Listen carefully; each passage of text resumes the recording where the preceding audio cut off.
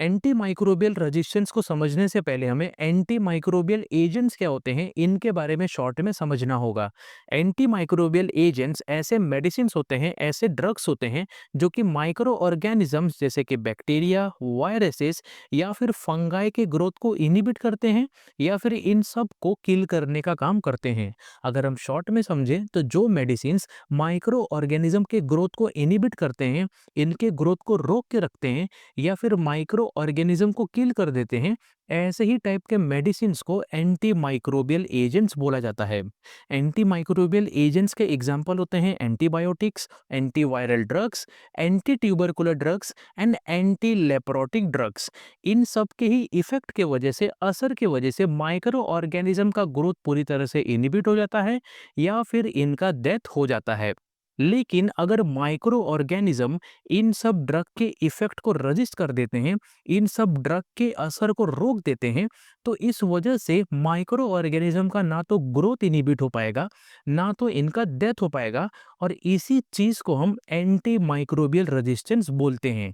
यानी कि anti microbial resistance micro organism का ऐसा एबिलिटी होता है जिस वजह से micro organism anti microbial agents के इफेक्ट को, एंटी माइक्रोबियल एजेंट्स के असर को रजिस्ट कर देते हैं, रोक देते हैं, जिस वजह से माइक्रो ऑर्गेनिज्म का ना तो डेथ हो पाता है और ना ही इनका ग्रोथ इनिबिट हो पाता है। इसका हम एक प्रॉपर डेफिनेशन समझ लेते हैं।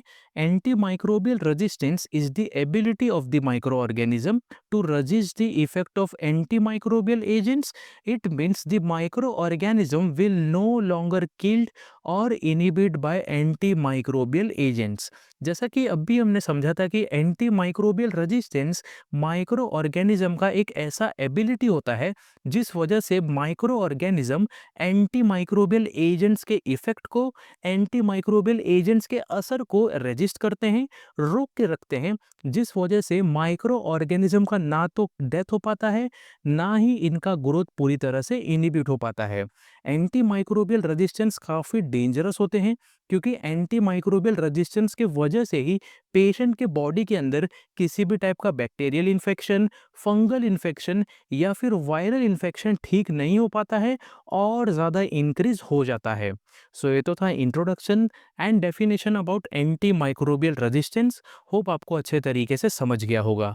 इसके बाद हम causes of anti microbial resistance के बारे में समझ लेते हैं। यानी कि एंटी माइक्रोबियल रेजिस्टेंस किसी भी ह्यूमन बींग को किस वजह से होता है, इसके पीछे का कारण क्या होता है, इसके बारे में डिटेल में समझ लेते हैं। सबसे पहला है excessive use of anti microbial drugs. अगर कोई पेशेंट काफ़ी लंबे समय से एक्सेसिव अमाउंट में एंटी माइक्रोबियल ड्रग्स का इस्तेमाल कर रहा है, तो इस वजह से पेशेंट के बॉडी के अंदर एंटी माइक्रोबियल रेजिस्टेंस डेवलप हो जाता है। दूसरा है self medication and use of antibiotics without prescription. अगर कोई पेशेंट सेल्फ मेडिकेशन कर रहा है या फिर एंटीबायोटिक्स का यूज काफी लंबे समय से विदाउट प्रिस्क्रिप्शन कर रहा है, तो इस वजह से भी पेशेंट के बॉडी के अंदर एंटी माइक्रोबियल रेजिस्टेंस हो जाता है। इसके बाद है incomplete treatment courses of antibiotics and anti microbial agents. अगर कोई patient antibiotics and anti microbial agents के ट्रीटमेंट कोर्स अच्छे तरीके से नहीं कर पा रहा है, ट्रीटमेंट कोर्स इनकम्प्लीट रह जाता है, तो इस वजह से भी पेशेंट के बॉडी के अंदर एंटी माइक्रोबियल रेजिस्टेंस डेवलप हो जाता है। Resistance also occurs due to genetic mutation in microorganism. अगर माइक्रो ऑर्गेनिज्म के अंदर किसी तरह से जेनेटिक म्यूटेशन हो जाता है, जेनेटिकली चेंजेस आ जाते हैं, तो इसी चेंजेस के वजह से, इसी जेनेटिक म्यूटेशन की वजह से भी पेशेंट के बॉडी के अंदर एंटी माइक्रोबियल रेजिस्टेंस हो जाता है। Transfer of resistance genes between microorganisms. अगर माइक्रो ऑर्गेनिज्म आपस में ही रेजिस्टेंस जीन अपने में ट्रांसफर कर रहे हैं, तो इस रेजिस्टेंस जीन्स की वजह से भी एंटी माइक्रोबियल रेजिस्टेंस डेवलप हो जाता है। सो ये तो था causes of anti microbial resistance. Hope आपको अच्छे तरीके से समझ गया होगा। नेक्स्ट हम types of anti microbial resistance के बारे में समझ लेते हैं। यानी कि एंटी माइक्रोबियल रेजिस्टेंस के कितने टाइप्स होते हैं, इनके बारे में डिटेल में समझ लेते हैं। एंटी माइक्रोबियल रेजिस्टेंस के 4 मेन टाइप्स होते हैं। सबसे पहला है इंट्रिंसिक रेजिस्टेंस। इंट्रिंसिक रेजिस्टेंस को नेचुरल रेजिस्टेंस भी बोला जाता है क्योंकि ये रेजिस्टेंस माइक्रो ऑर्गेनिज्म के बॉडी के अंदर नेचुरल तरीके से पहले से ही डेवलप हो जाता है। For example E coli. E coli एक ऐसा बैक्टीरिया होता है जिसके बॉडी के अंदर वैनकोमाइसिन ड्रग के अगेंस्ट पहले से ही रेजिस्टेंस डेवलप रहता है। यानी कि वैनकोमाइसिन किसी भी टाइप का असर, किसी भी टाइप का इफेक्ट ई कोलाई के ऊपर नहीं दिखा पाता है। दूसरा है एक्वायर्ड रेजिस्टेंस। एक्वायर्ड रेजिस्टेंस एक ऐसा रेजिस्टेंस होता है जो कि माइक्रो ऑर्गेनिज्म के बॉडी के अंदर म्यूटेशन या फिर जीन ट्रांसफर की वजह से डेवलप हो जाता है। For example, if Mycobacterium tuberculosis के बॉडी के अंदर किसी टाइप का म्यूटेशन हो जाता है या फिर किसी टाइप का चेंजेस हो जाता है, तो इसी म्यूटेशन एंड चेंजेस की वजह से माइकोबैक्टीरियम ट्यूबरकुलोसिस रिफाम्पिसिन के अगेंस्ट रेजिस्टेंस डेवलप कर लेते हैं। इसके बाद है क्रॉस रेजिस्टेंस। जब कोई भी माइक्रो ऑर्गेनिज्म एक सिंगल ड्रग के अगेंस्ट रेजिस्टेंट हो जाते हैं, तो यही माइक्रो ऑर्गेनिज्म सेम क्लास या फिर सेम मैकेनिज्म वाले ड्रग के अगेंस्ट भी रेजिस्टेंस डेवलप करने लगते हैं। फॉर एग्जांपल, अगर स्टेफाइलोकोकस ऑरियस अरिथ्रोमाइसिन के अगेंस्ट रेजिस्टेंट डेवलप कर लेते हैं, तो यही सेम माइक्रो ऑर्गेनिज्म अजिथ्रोमाइसिन के अगेंस्ट भी रेजिस्टेंट हो जाते हैं, क्योंकि erythromycin and azithromycin same class of drug होते हैं और इनका मैकेनिज्म ऑफ एक्शन सेम होता है, और इसीलिए स्टेफाइलोकोकस ऑरियस इन दोनों ड्रग के अगेंस्ट रेजिस्टेंस डेवलप कर लेते हैं। इसके बाद है मल्टीपल ड्रग रेजिस्टेंस। अगर कोई भी माइक्रो ऑर्गेनिज्म एक से ज्यादा अलग अलग एंटीबायोटिक के अगेंस्ट रेजिस्टेंट हो जाते हैं, तो इसी को मल्टीपल ड्रग रेजिस्टेंस बोला जाता है। फॉर एग्जांपल, माइकोबैक्टीरियम ट्यूबरकुलोसिस एक ऐसा बैक्टीरिया होता है जो कि आइसोनियाजाइड एंड रिफाम्पिसिन के अगेंस्ट रेजिस्टेंट डेवलप कर लेते हैं। सो ये तो था types of anti microbial resistance. Hope आपको अच्छे तरीके से समझ गया होगा। इसके बाद हम mechanism of anti microbial resistance के बारे में समझ लेते हैं, यानी कि एंटी माइक्रोबियल रेजिस्टेंस के कौन कौन से मैकेनिज्म होते हैं, कौन कौन से मैकेनिज्म इन्वॉल्व होते हैं, इनके बारे में डिटेल में समझ लेते हैं। एंटी माइक्रोबियल रेजिस्टेंस के 4 मेन मैकेनिज्म होते हैं। सबसे पहला है एंजाइमेटिक डिग्रेडेशन। काफ़ी सारे माइक्रो ऑर्गेनिज्म ऐसे होते हैं जो कि स्पेशल टाइप के एंजाइम को प्रोड्यूस करते हैं, और ये एंजाइम एंटी माइक्रोबियल एजेंट्स को पूरी तरह से डिस्ट्रॉय कर देते हैं, जिस वजह से एंटी माइक्रोबियल एजेंट्स अपना इफेक्ट नहीं दिखा पाते हैं। For example, E coli and staphylococcus aureus beta lactamase enzyme को प्रोड्यूस करते हैं, और ये एंजाइम पेनिसिलिन एंड सिफेलोस्पोरिन्स को पूरी तरह से डिस्ट्रॉय कर देते हैं, जिस वजह से पेनिसिलिन एंड सिफेलोस्पोरिन्स अपना इफेक्ट नहीं दिखा पाते हैं। इसके बाद है टारगेट साइट मॉडिफिकेशन। काफी सारे एंटी माइक्रोबियल एजेंट ऐसे होते हैं जो कि माइक्रो ऑर्गेनिज्म के बॉडी के ऊपर किसी स्पेसिफिक साइट पर ही जाकर अपना एक्शन दिखाते हैं, लेकिन काफी सारे माइक्रो ऑर्गेनिज्म उस साइट को ही पूरी तरह से मॉडिफाई कर लेते हैं, चेंज कर लेते हैं, जिस वजह से एंटी माइक्रोबियल एजेंट अपना इफेक्ट नहीं दिखा पाते हैं।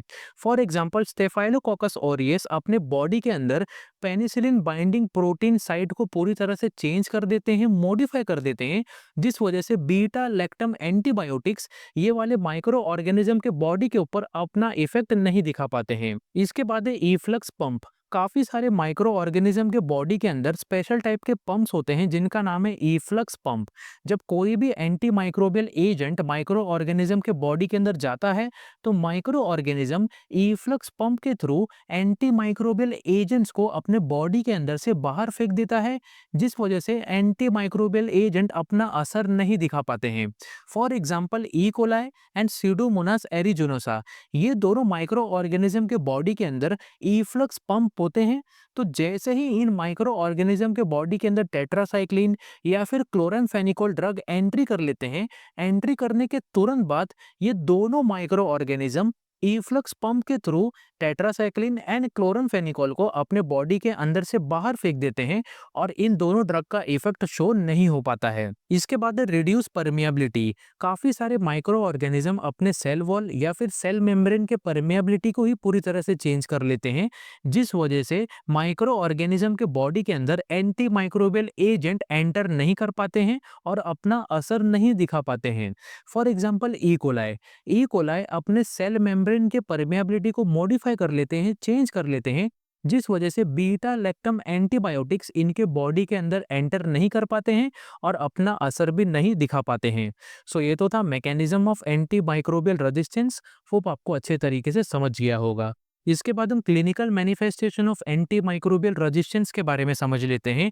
यानी कि जब किसी पेशेंट को एंटी माइक्रोबियल रेजिस्टेंस हो जाता है तो कौन कौन से साइंस एंड सिम्टम्स होते हैं, इसके बारे में डिटेल में समझ लेते हैं। Patients may have prolong fever and infections which may become severe. In serious cases infection may spread and leads to complication requiring hospitalisation. जब किसी पेशेंट को एंटी माइक्रोबियल रेजिस्टेंस हो जाता है तो इस वजह से पेशेंट के बॉडी के अंदर फीवर एंड इन्फेक्शन काफ़ी लंबे समय तक रहता है, और ये फीवर एंड इन्फेक्शन और ज़्यादा सीवियर होने के चांसेस रहते हैं। सीरियस केसेस में पेशेंट के बॉडी के अंदर इन्फेक्शन पूरी तरह से स्प्रेड हो जाता है, जिस वजह से पेशेंट को हॉस्पिटलाइजेशन भी करना पड़ सकता है। सो ये तो था clinical manifestation of anti microbial resistance. Hope आपको अच्छे तरीके से समझ गया होगा।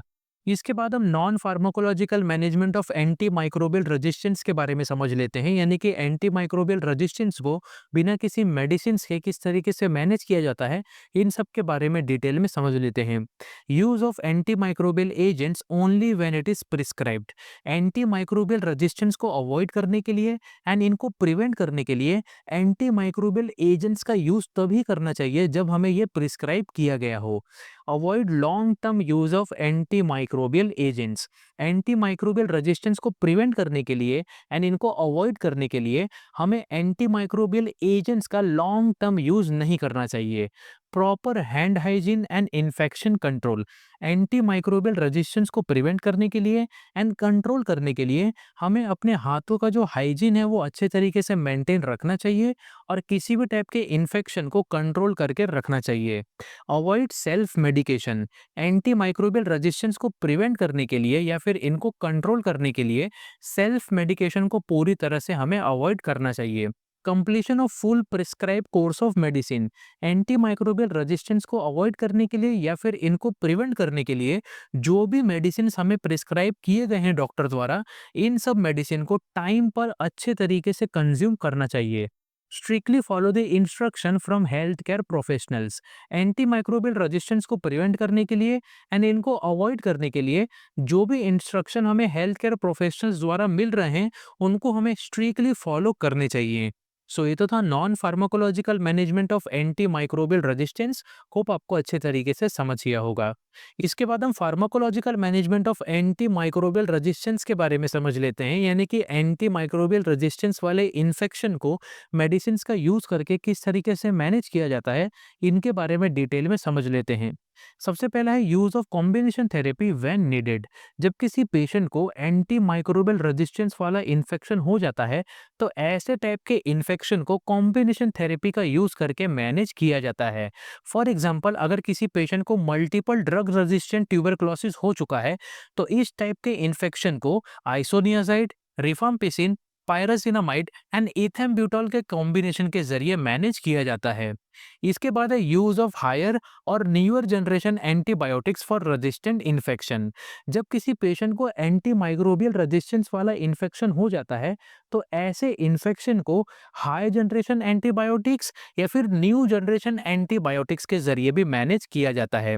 For example, cephalosporin resistant infection को म्यूरोपेनिम नाम के एंटीबायोटिक से मैनेज किया जाता है। सो ये तो था pharmacological management of anti microbial resistance. Hope आपको अच्छे तरीके से समझ गया होगा। सो यहाँ पर एंटी माइक्रोबियल रेजिस्टेंस चैप्टर अच्छे तरीके से खत्म होता है। अगर आपको इस चैप्टर से रिलेटेड किसी भी टाइप का क्वेश्चन या फिर डाउट है तो आप हमें कमेंट बॉक्स में पूछ सकते हैं।